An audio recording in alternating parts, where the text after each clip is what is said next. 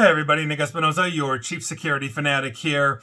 And today I thought this would be an amusing one to wrap up the basically the end of the week with. We need to talk about the world's richest man, Elon Musk, because apparently he's not paying his bills, at least when it comes to Twitter. Now, we all know that he bought Twitter back in 2022 to the tune of $44 billion. The price of Twitter has absolutely tanked. They've been bleeding money left and right. They've been firing thousands of people. They did that pretty much right out of the gate.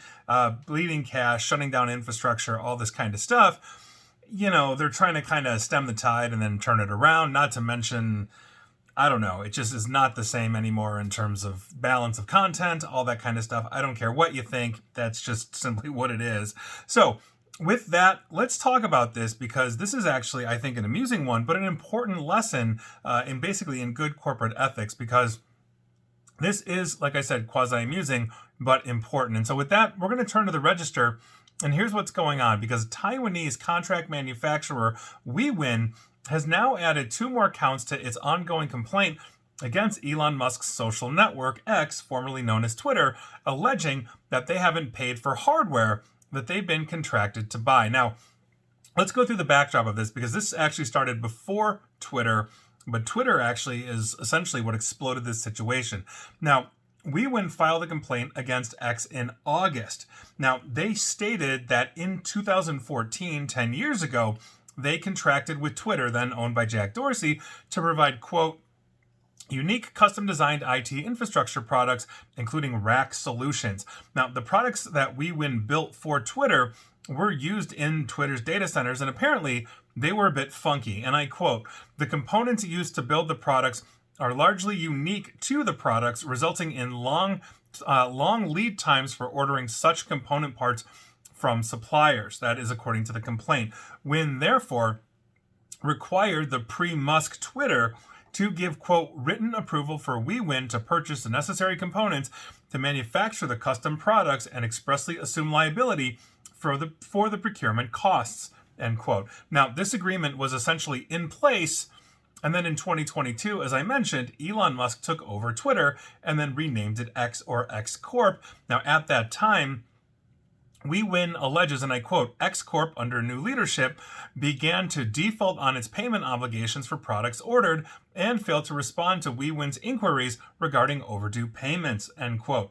Now, WeWin also claimed that they had delivered over $32 million worth of finished products and also procured and paid for components for which X, formerly Twitter, committed to assume that liability. The Taiwanese builder also said they were able to sell some of those unused components, but claim that basically they are still out of pocket and believe that X is liable for, quote, at least $61 million, end quote. Now, WeWin sought a jury trial to address the matter, and they basically listed 3 counts as to why they wanted that: breach of contract, promissory estoppel, and breach of the covenant of good faith and fair dealing. Now, X tried to have the case dismissed, arguing that it had not breached contracts and that WeWin acted in response to forecast needs rather than after receiving firm purchase orders. In other words, what X is saying is WeWin just went out on their own and said, "Oh, we anticipate X is going to need X," meaning servers, whatever it is, and started actually sourcing the parts and getting ready for that next round, but X never gave them authorization. So WeWin this week filed an amended complaint adding 2 counts to those other 3, and that would be intentional misrepresentation and negligent misrepresentation. Both counts argue that X, aka Twitter, told WeWin it would assume liability for acquiring components. They assert that, quote, X Corp has refused and to a large extent ignored WeWin's repeated requests for compensation of the costs, end quote. And so here we are, and I think it's both interesting, amusing, and a little bit shameful in this sense that you're literally talking about a guy that's worth hundreds of billions of dollars. This is a $61 million lawsuit, essentially, basically from a company that said, you know, we've been working with you for over a decade at this point. We've had a good agreement. You've paid your bills on time, and now suddenly you're not paying your bills. And while I can understand that you're essentially bleeding money left and right, especially for purchasing, well, you're purchasing a platform that's not worth $44 billion and you're spending $44 billion on it.